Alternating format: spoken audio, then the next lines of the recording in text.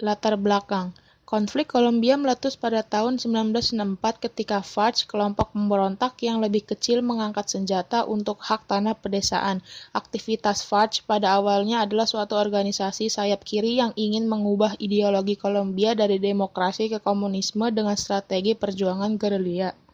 Kekerasan tersebut melibatkan berbagai kekuatan pemberontak dan paramiliter dan gerombolan obat bius serta pasukan negara. Berdasarkan data otoritas setempat, konflik tersebut telah menyebabkan setidaknya 260.000 orang tewas dan lebih dari 7 juta orang mengungsi. Jalannya sampai akhir konflik. Di masa kepemimpinan Presiden Belisario Betancur, pemerintah Kolombia memulai inisiatif negosiasi damai dengan kelompok gerilya, membuka pintu demokrasi dan berupaya untuk berdamai dengan kelompok tersebut. Niat tersebut disambut dengan baik oleh FARC, di mana kedua pihak sepakat untuk mencari perubahan dari dalam sistem politik dengan mendirikan partai politik yang sah secara hukum sebagai bentuk representasi kelompoknya di dalam pemerintahan. Hal tersebut tertuang di dalam The Uribe Agreement 1984, yang dimana poin utama yaitu terkait amnesti hukum pada proses gencatan senjata yang disertai dengan demobilisasi angkatan bersenjata FARC. Namun pada pelaksanaannya, The Uribe Agreements tidak mampu memenuhi harapan kedua belah pihak. Di tahun 1990, salah satu kandidat presiden yang dicalonkan oleh UP, yaitu Bernardo Jaramillo, dibunuh di Bandara Bogota. Kejadian tersebut menjadi sebuah tragedi besar yang menodai The Uribe Agreement, sebab kampanye dilakukan dengan melibatkan aksi pembunuhan dan teror terhadap pendukung UP. Terlebih aksi tersebut dilakukan secara sistematis. Pembunuhan dan simpatisan UP ini dilakukan oleh The Faceless Killer yang diketahui diperintahkan oleh kelompok paramiliter baru, tentara, dan bahkan para politisi lokal. Pada masa kepemimpinan Andreas Pastrana, upaya negosiasi dengan kelompok pemberontak FARC dilakukan di tengah suasana perang dan pembaharuan pembangunan negara. Sayangnya kebijakan ini mengalami kegagalan, yaitu berlangsungnya proses negosiasi pada kondisi di mana FARC yang sedang berada pada puncak popularitasnya saat itu sedang memegang kekuasaan yang sangat kuat. Terlebih banyaknya stigma kekhawatiran di masyarakat akan lemahnya otoritas pemerintah Kolombia, serta kemungkinan kegagalan kembali pada proses negosiasi sebagai akibat dari tekanan kelompok pemberontak saat itu. Hal tersebut berdampak kepada timbulnya kekecewaan masyarakat. Pada masa kampanye Álvaro Uribe Vélez, Uribe menekankan bahwa dirinya akan memperbaiki kondisi keamanan nasional dengan melakukan sejumlah perubahan pada keseimbangan kekuatan di tubuh militer dengan tujuan untuk mengalahkan kekuatan kelompok gerilya.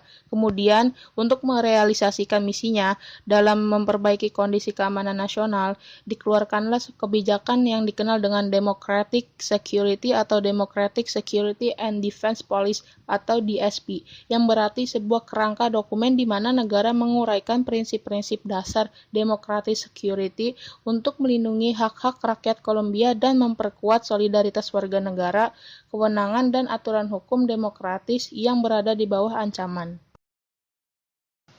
Titik terang muncul di masa kepemimpinan Presiden Santos. Ia menyatakan bahwa dirinya akan melanjutkan kebijakan yang telah ada sebelumnya, yaitu berkaitan dengan kebijakan keamanan.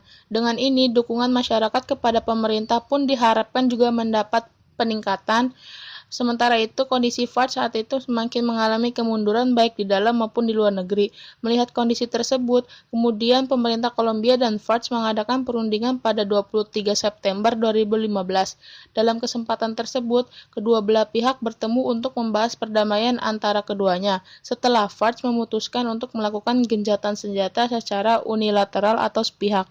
Setahun kemudian, pada Juni 2016, pemerintah Kolombia dan FARC akhirnya meningkatkan status gencatan senjata mereka menjadi bilateral, sekaligus menghentikan permusuhan. Selanjutnya pada Agustus 2016, kedua pihak ini akhirnya menyepakati piagam perundingan menyeluruh yang secara resmi menghentikan konflik yang telah berlangsung sepanjang 50 tahun ini. Tokoh-tokoh yang terlibat konflik di Kolombia. Yang pertama ada Belisario Betancur. Pada tanggal 30 Mei 1982, ia terpilih sebagai presiden dengan 3 juta lebih suara. Hingga saat itu merupakan suara terbesar dalam sejarah negara tersebut. Yang kedua ada Andrés Pastrana, yang merupakan wartawan Kolombia dan politikus yang menjabat sebagai presiden dari Kolombia pada periode 1998 sampai 2002. Yang ketiga ada Alvaro Uribe Vélez, kelahiran 4 Juli 1952, Medellin, Kolombia, merupakan politisi Kolombia yang menjabat sebagai presiden dari Kolombia masa periode 2002 sampai 2010.